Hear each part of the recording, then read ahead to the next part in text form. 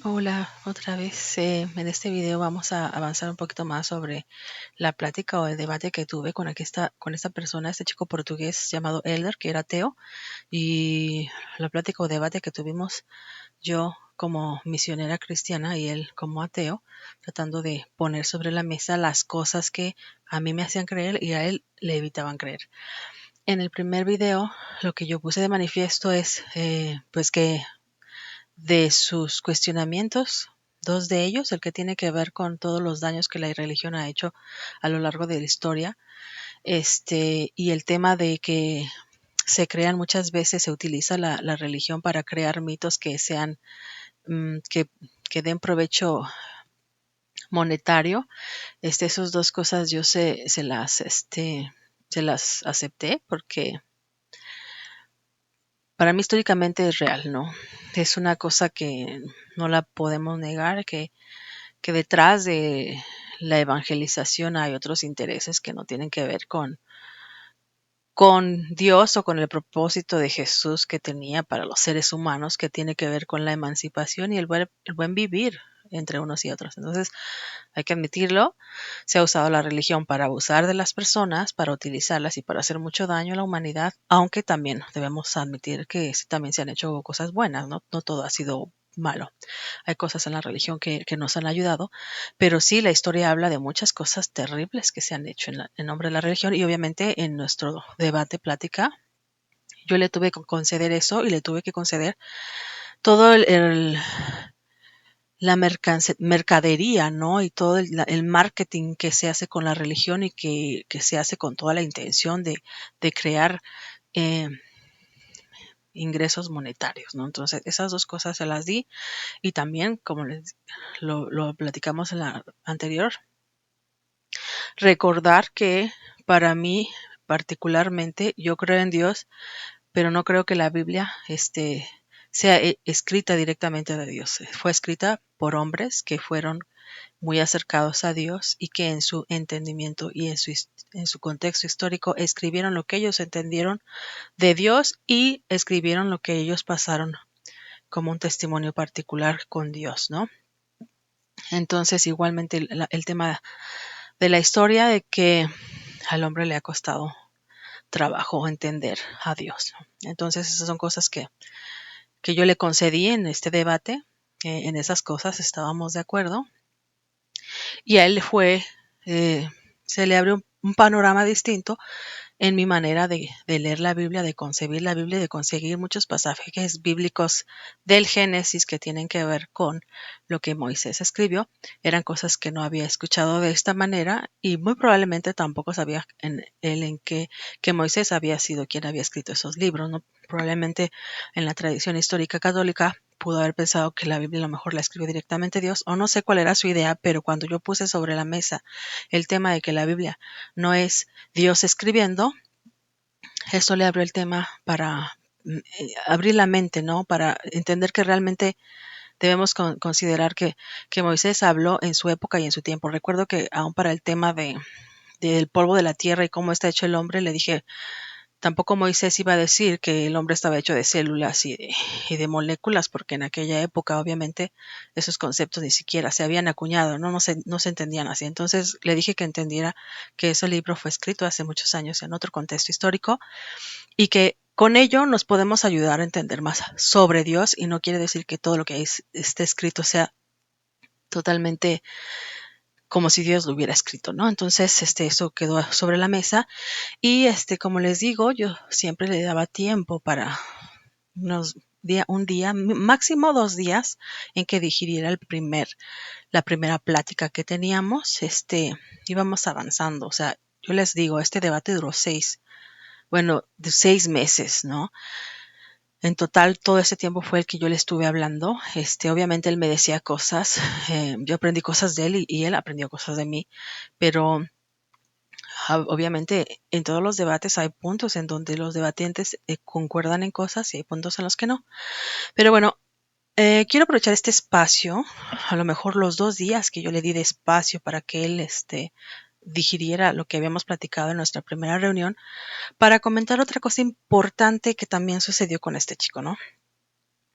Y tiene que ver con con una circunstancia importante. La verdad que tenemos que ser muy abiertos y tenemos que ser capaces de la autocrítica, ¿no? ¿Qué fue lo que sucedió? Bueno, quiero comentar que al final de los días de trabajo y después de la oración de 6, después de cenar nosotros nos tomábamos un tiempo como cualquier persona normal en el centro para descansar, ¿no? Para relajar la mente, nos sentábamos todos en la sala y veíamos la televisión, veíamos eh, por ejemplo, lo que solíamos ver era el Chavo del Ocho. Era el Chavo del Ocho. En España se ve esa serie tan antigua de México. Se veía, veíamos también videos de personas que se caían, de esos de videos chuscos donde antes se pasaba por televisión abierta, eh, compilaciones de videos de errores y de caídas y de cosas chuscas que le pasaban a la gente. Videos que nos hacían reír y nos relajaban, ¿no? Independientemente del país que fuéramos, este tipo de videos, pues nos hacían relajarnos y nos hacían reír. A mí me daba gusto ver a los chicos reírse de vez en cuando. Tenían una vida tan difícil y era tan difícil que se sintieran felices que cuando ellos veían la tele y se reían a mí, pues me hacía sentir tranquila. Todos estábamos bien. En general había mucha paz en el lugar. Pero recuerdo que en una ocasión, este chico Elder, que era ateo, que no quería estar en el centro porque pues era ateo, ¿no? Pidió una llamada con su familia y se la concedimos, ¿no? Él llamó pues el teléfono estaba en la sala, ¿no? Y todos estábamos sentados alrededor. Yo estaba también ahí. Entonces, él habló y estaba hablando con sus padres, obviamente en portugués, como él es portugués. Y bueno, a mí pues a mí me gustan los idiomas, ¿no? Tengo facilidad para entender. El portugués es muy parecido al español y en un momento alcancé a escuchar que él pues estaba exaltado, ¿no? Y volteé a ver volteándolo a ver, él pensando que nadie entendía lo que él decía porque estaba en España, hablamos español. Yo escuché que les decía a sus padres que no quería estar aquí porque aquí solamente estábamos explotándolo. Y no solamente él, nos están explotando. O sea, esa fue la palabra que él usó. No, o sea que no solo a él, sino a los chicos toxicómanos los están explotando. Cuando yo escuché eso, o sea, a mí me hizo sentir como si yo fuera una delincuente que voy a otro país a abusar de las personas y a explotarlas, ¿no? O sea, no me estaba acusando con sus padres, a mí y a todos los obreros que estábamos en el centro. Entonces, pues sí, dentro de mí me sentí frustrada, me sentí muy triste, muy ofendida. Y pues muy triste principalmente, ¿no? Y cuando dejó la llamada, yo me acerqué a él y le dije, oye, no pude evitar escuchar lo que estabas hablando con tus padres y sí escuché que les dijiste que aquí te estamos explotando. O sea, ¿de verdad crees que aquí te estamos explotando? ¿De verdad? Y él dijo que sí, que definitivamente, porque él no veía que lo estuviéramos ayudando en nada. Es más, me dijo así, ustedes no tienen la preparación para ayudarnos a personas como nosotros. A ver, tú eres médico, no eres ni médico, aquí no hay ni médicos, no hay psicólogos y esto que ustedes están haciendo es peligroso para personas que no tienen esta preparación. Y la verdad, yo no lo había pensado, pero tenía razón, ¿no? Tenía razón. Ninguno de los que estábamos ahí éramos médicos ni teníamos ninguna preparación, médica, ¿no? De áreas de la salud. No sabíamos cómo tratar a estos chicos. Entonces, ahí me di cuenta también que él había estado en centros de rehabilitación profesionales, ¿no? Y pues que él sabía cómo debería ser un centro, ¿no? Y que lo que nosotros estábamos haciendo no era lo que es un centro de rehabilitación. Yo no lo había pensado demasiado. Obviamente yo nunca he estado en un centro de rehabilitación. Nosotros, si hemos escuchado de oídas, pues es diferente un centro de rehabilitación a un anexo, como se conoce en México. A lo mejor nosotros aplicábamos más para anexo, pero yo creo que a un anexo hasta tiene que tener una persona que sepa de medicina, ¿no? Porque ¿no? Ayudar a las personas que están saliendo de las drogas o, por ejemplo, cuando les quitan las sustancias, tiene que haber un periodo y la verdad en el centro esto no pasaba. Entonces, cuando él me dijo eso, pues por un lado tenía razón y por el otro, pues yo pues no pude evitar sentirme acusada de como una delincuente, ¿no? Entonces, yo recuerdo que en ese momento, pues me hizo sentir muy mal, ¿no? y me hizo considerar una cosa que yo no había considerado, ¿no? Que a lo mejor lo que estábamos haciendo no estaba bien, ¿no? Mi formación es científica de las ciencias sociales, no es de las áreas de la salud. Y cuando él habló así, pues yo le dije, mira, yo hasta fui por mis papeles de la escuela, ¿no? Y le dije, mira, yo soy una estudiante de economía, dejé esto para venir a predicar a Dios, porque es lo que yo creo. Le enseñé mis papeles, ¿no? Y le dije, si mi intención fuera ganar dinero, o sea, si yo hubiera dejado todo por ganar dinero, o sea, yo creo que es más factible ganar dinero terminando la carrera y trabajando como economista que viniéndome aquí con ustedes, ¿no? Esa fue la forma en que yo tuve para decirle en ese momento, no pienses eso. Él seguía molesto, pero se quedó tranquilo conmigo. O sea, a lo mejor alcanzó a entender, pobre chica de 22 años, que le están viendo la cara aquí y que dejó lo bueno, por lo menos, lo más por lo menos, ¿no? Él quizás habrá pensado así, pero él supo que lo que yo le decía era sincero, ¿no? Que yo realmente estaba convencida y con la predicación y con el mensaje de empatía y de amor de la religión, ¿no? Y, y se me hace bien importante mencionarlo porque fue ahí la primera vez que escuché de alguien que decía que lo que hacíamos ahí era explotación laboral. Eh, ya era noche, no hablamos mucho de eso, pero al día siguiente, cuando salimos a trabajar después de pedir la voluntad, bueno, ahí ya me hizo todo sentido de por qué tenía su rodilla vendada y por qué no quería trabajar en Asturias. Él no quería que lo explotaran, él no quería que le viéramos la cara. Entendí sus motivos, ¿no? Y yo, en ese momento, pensé que el que estaba mal era él, ¿no? Porque va a decir que le estamos explotando. Tan es así que al día siguiente, cuando nos tocó juntos pedir la voluntad afuera del hospital de Durango, allá hay una ciudad que se llama también Durango, como aquí en México el estado.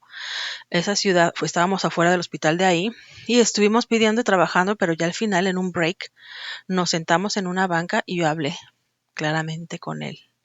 Y le dije, ¿de verdad tú crees que estamos aquí para explotar a la gente? Y él me dijo que sí. Me dijo, sí, o sea. Y ahí en ese momento, pues sí, me dolió mucho. Me dolió mucho. Imagínense que ustedes dejan todo para ayudar a las personas y que las personas los traten de delincuentes. Sí, se me pusieron rojos los ojos y él se sintió mal de lo que dijo. Se dio a entender, entendió que esa no era mi intención, ¿no?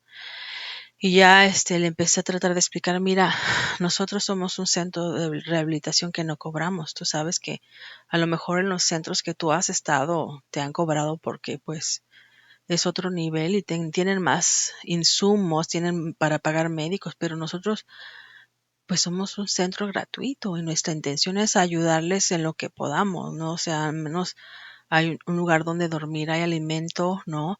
Este, y tú dices, lo que nosotros hacemos es para sostenernos a nosotros mismos, para sostener al centro, ¿no? Mira, y le traté de explicar, ¿no?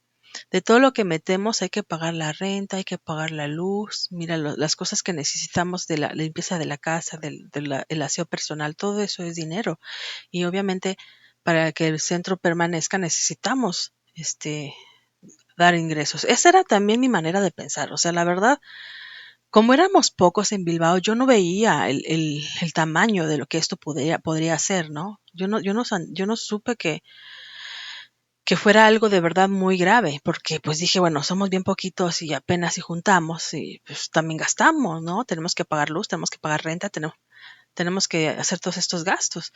Y él me dijo, estoy de acuerdo contigo, yo sé que gastamos dinero, que el simple hecho de mantenernos ahí es un gasto y que ya que no estamos pagando ninguna cuota mensual, pues mínimo ir y pedir la voluntad. Yo lo entiendo, me dijo él, pero a lo mejor aquí en Bilbao salimos tablas, pero en Asturias sí sale más de lo que se gasta, porque en Asturias hay más gente trabajando. Entonces, pues yo no sé.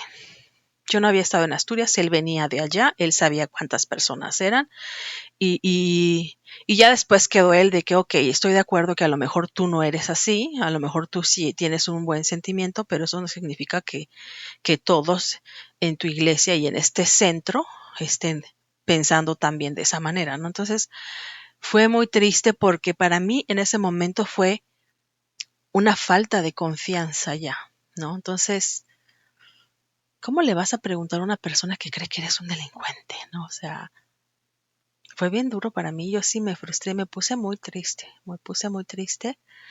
y pues, o sea, ¿tú crees que si le predicas a una persona que cree que eres un delincuente, te va a escuchar realmente? Afortunadamente él entendió que sintió más compasión de mí entonces. Él también tuvo empatía de mí, porque como yo le había dicho, tengo 22 años y estoy dedicando mi vida a esto, ¿no? Entonces él también sintió empatía por mí y también tuvo interés de ayudarme. ¿Se dan cuenta la diferencia en el debate? Yo estaba intentando ayudarlo a él, a que entendiera que estaba yendo a un pozo sin fondo, al infierno, porque era mi creer en aquella época. Mi empatía y compasión hacia mi contrincante me hizo ser fuerte para continuar debatiendo, porque yo no quería que él se fuera al infierno, pero él también tuvo una empatía hacia mí. Él tuvo amor y misericordia hacia mí, porque él vio a sus 31 años una joven de 22 que estaba dedicando su vida a una cosa que él podía pensar que yo estaba perdiendo, echando a perder mi vida, ¿no? Como dejando economía por venir pues a que esta religión me utilizara y utilizara mi trabajo y mis capacidades para su propio provecho. En ese momento yo no lo entendí así. En ese momento yo sí creía que estaba haciendo un bien para para la evangelización, un bien para la humanidad, ¿no?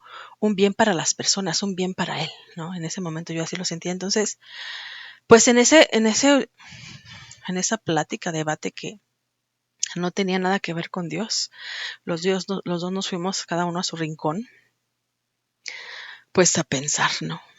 A pensar la situación del otro. Y yo también, lo que él me dijo, también me hizo a mí pensar, porque tenía razón en esto. A mí me había tocado ayudar a una chica toxicómana a dejar la droga de un día para otro. Ese día no me dejaron ir a trabajar porque yo me quedé con ella, a apoyarla en esa forma de dejar las drogas. Este proceso a pasar el mono, esa era la frase coloquial que decíamos, yo no soy médico, yo no sé. El síndrome de abstinencia, ella estaba muy mal. Ella era muy delgadita. Esta chica se llamaba Roxana, recuerdo. Era italiana, tenía los ojos grandes, verdes, ¿no? Se le veían muy grandes porque estaba muy delgadita ella de tanto que usaba las drogas, ¿no?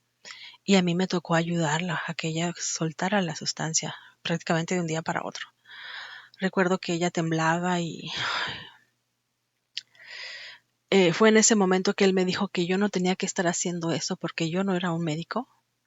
Cuando me di cuenta que sí, que no sabía yo qué tan delicado podía ser que esas circunstancias, ¿no? No sabemos si se pueden poner mal. ¿Qué hacemos? A mí me dejaron sola ahí sin ser médico. Yo le ayudé en lo que pude, le di masajes, le di té. Estaba estaba como si estuviera como una persona enferma de fiebre, ¿no? Todo el día junto a ella, cuidándola, apoyándola, dándole masajes, como le digo, dándole té, ayudándola, ¿no? A que ella se sintiera bien después de dejar la sustancia, ¿no? Entonces, sí, yo no era médico y estaba haciendo eso. Y él tenía razón, eso no está bien hacerlo. Eh, Puede ser la mejor de las intenciones, porque mi intención jamás sería mala. Para mí era una niña, una hija para mí, Roxana, que estaba sufriendo como si tuviera fiebre, ¿no? O sea, temblando, sudando.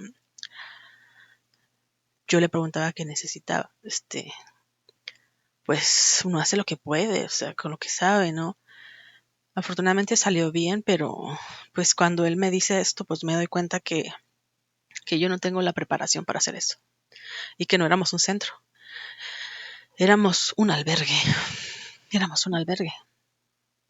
para que ellos se quedaran cuando hacía frío, pero no podíamos ayudarlos a dejar la sustancia. Yo sé que a veces, quizás 2 veces, los llevamos a cuando tenían alguna, no sé, pero también estaba la opción de llevarlos a tomar metadona, que es una sustancia, como les digo, que les ayuda a ir dejando la adicción poco a poco. Pero con Roxana no me tocó así y la verdad fue un riesgo muy grande, ¿no? Afortunadamente solo me toqué esa vez y yo me lo quedé, no me lo quedé. Pensar, ¿será que realmente en Asturias la gente está trabajando y está ingresando mucho más dinero del que realmente se gasta en el sustento del centro? No lo sé, pero lo que sí sé es que yo trabajaba, todos trabajábamos e ingresábamos dinero al centro y yo no les puedo decir, yo soy economista, ¿no?